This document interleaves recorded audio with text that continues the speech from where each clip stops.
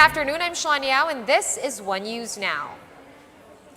There's a mafia in PhilHealth. This was the expose in today's Senate probe into alleged anomalies within the agency. Despite this, the PhilHealth president denies that he is involved in any corruption in the National Health Insurance Fund. Mean Los Baños joins us from Mandaluyong to give us the lowdown. Mean, what's the latest happening over at the Senate? What was discussed since we last spoke? Sean, PhilHealth officials admitted in today's Senate hearing that the actuarial life of the agency's fund will only be good for another year. This means that the agency will be operating next year or in 2021 without reserve funds. Senate Minority Leader Franklin Drilon was dumbfounded upon learning in today's Senate hearing that PhilHealth will be running without reserve funds next year, and that the agency may collapse by 2022. PhilHealth Senior Vice President Nerissa Santiago projects that net operation loss will be at 90 billion pesos this year and might balloon to 147 billion pesos next year due to the pandemic.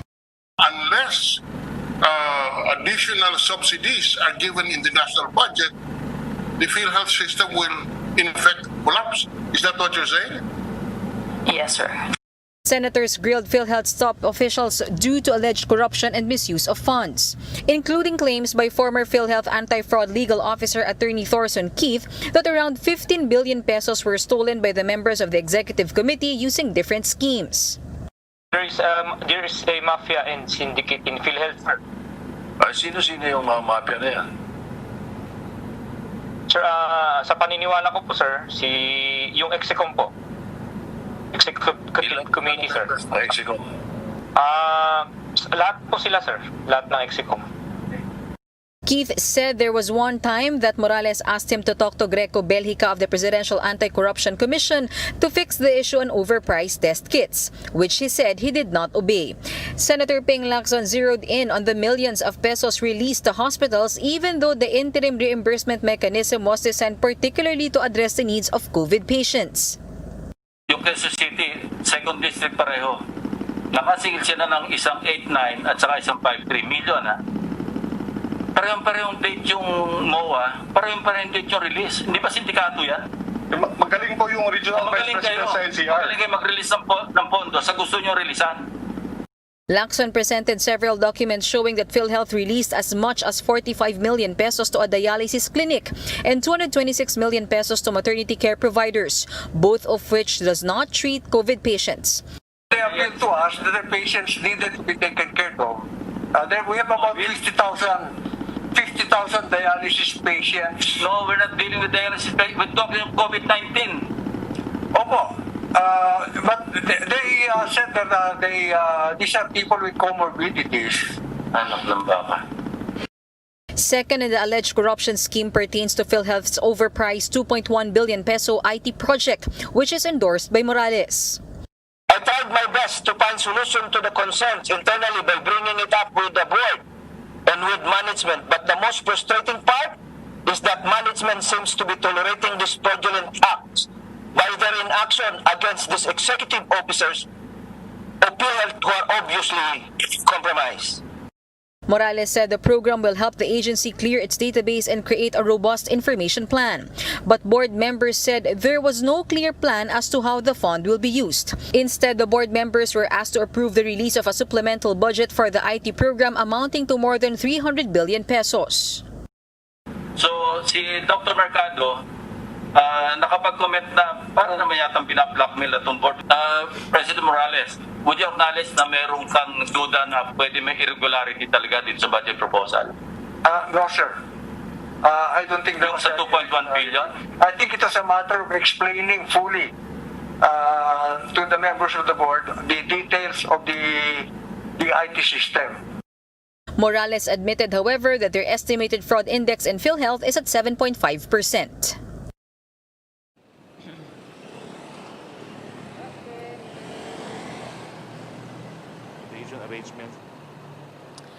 Sean, senators also questioned why Morales failed to implement President Duterte's order calling for the resignation of senior vice presidents and board members of the PhilHealth to pave the way for the cleansing of the agency.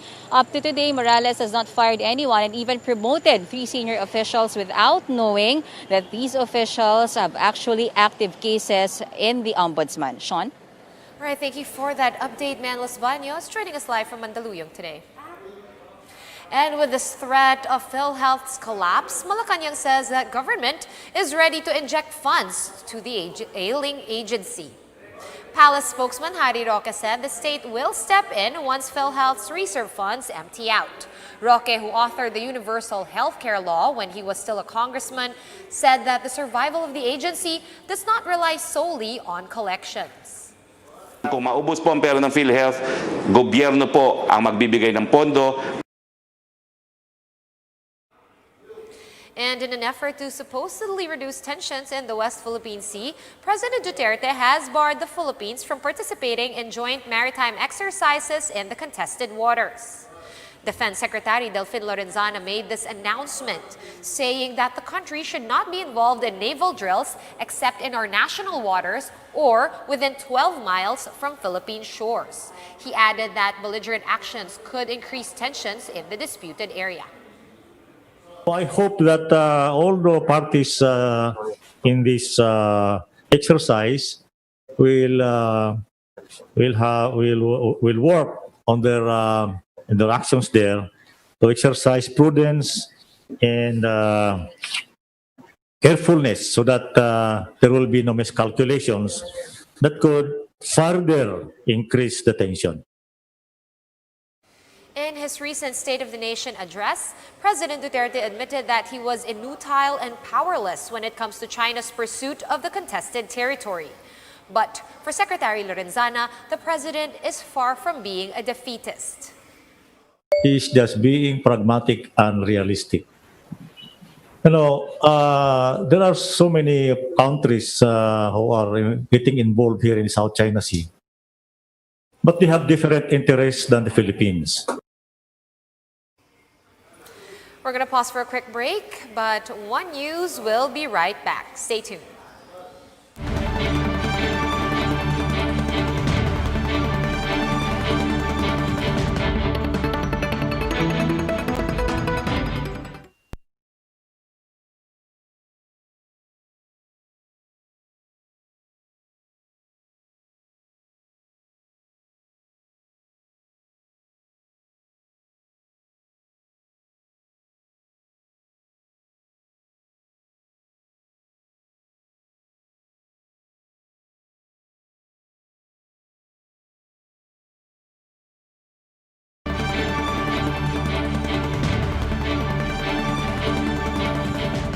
You're still watching One News Now. I'm Sean Yao.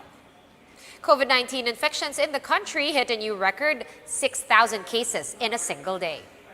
And this brings the total number of cases in the country to over 112,000, 44,000 of which are active.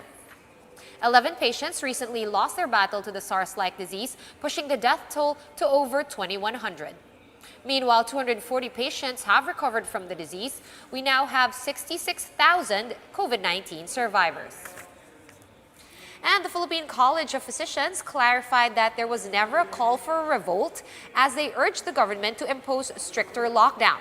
To give us more details, News 5's Marlene Alcaide joins us live from Mandaluyong. Marlene, what did the Philippine College of Physicians have to say this time around? Yes, Sean, medical frontliners expressed their gratitude as the government heeded their call for a timeout. And despite the president having a few choice of words against physicians who sounded the alarm on the country's health system, they said the president's move is still appreciated.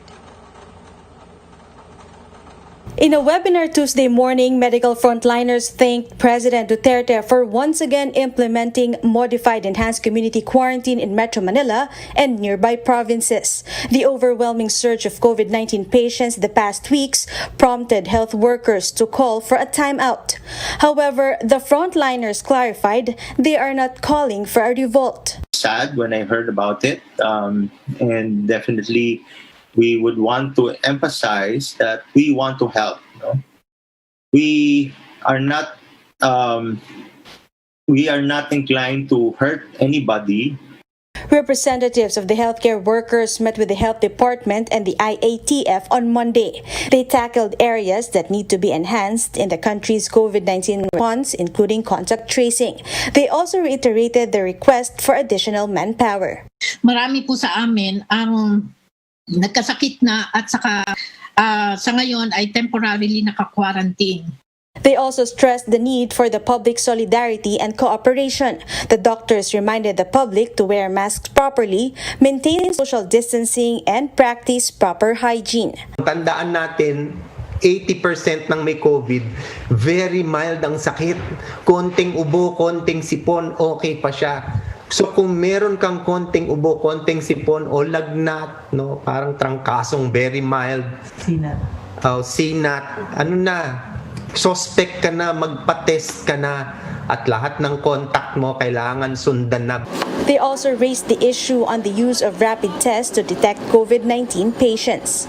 Ang paggamit ng rapid test sa workplace naging problema at nakadagdag sa paglaganap ng COVID-19. Pangalawa, yung PCR. Gawin kaya natin yung PCR. Mahirap din yun. Kasi kung gumawa ako ng PCR ngayon, at negative, pinapasok ko, okay, safe ako ngayon. Paano yung bukas? The frontliners admit 2 weeks is not enough to solve problems in the health system, but they can maximize this time to fill the gaps as well as improve and identify other agencies that can contribute more. Sean, the medical frontliners also want to meet with other government agencies to ensure safe public transportation, workplace, and communities. Sean? Thank you very much for that, Marlene Alcaide, joining us from Mandaluyong. And the first day of MECQ in Metro Manila proved to be a struggle for workers as public transportation is again suspended. Greg Gregorio has the story. With public transportation at a standstill as Metro Manila returns to modified enhanced community quarantine or MECQ, workers again are troubled as to how to get to work. Mahirap kasi lakad ulit. Nag-adjust na oras ng pag-alis. 2 hours yung pila sa Pasig. Kasi ito lalakadin na naman papuntang SNR show. To somehow ease the burden, Joint Task Force COVID Shield Commander Guillermo Eliasar told Radyo 5 that authorities agreed to allow motorcycle backriding, but with certain conditions. Dapat apor yung nasa likuran, work-related ang travel niya. Ibig sabihin, galing sa bahay papunta sa papasukan at pabalik. And then, hindi kailangan na related sila sa isa't isa. Yun po yung isang kondisyon. Ang pangalawa, yung susundin pa natin, yung dapat merong prescribed barrier. Motorcycles must also be private-owned to prevent habal-habal or motorcycles for hire. The PNP Highway Patrol Group is also implementing checkpoints once again, causing a traffic buildup along EDSA. Authorities made sure that private vehicles only carry 50% of their capacity. Motorists were asked for some documents to prove that they are on the road for essential purposes, like a company ID, something that Angelo failed to show. Ano lang meron? Ito lang po sa akin. Rapid test lang, tsaka pass lang po. The Highway Patrol officials is urging compliance. Pag nagtatrabaho kayo, provided naman po ng ating business establishment yung shuttle na ginagamit natin. Taxi and UV Express drivers were also flagged down for not following the suspension of public transportation under MECQ areas. Hindi naman ako namamasaya, boss. Saan po papunta dapat? Baklaran. May kukunin lang kasi nagka-emergency sila. May nakalagay ko hapon kasi sa dyaryo, nabasa ko po na personal mo po pwede mong gamitin. The Transportation Department said public transportation units such as taxis and UV Expresses may only operate if a private company contracted them for their service. For News 5, Greg Gregorio, PR1 News. updates, follow News 5, The Philippine Star, and Business World online. Visit our website, onenews.ph, for more in-depth analysis. You can also catch One News on the Signal Play app. Register for a free account now at www.signalplay.com and stream One News live anytime, anywhere. I'm Sean Yao. We are One News.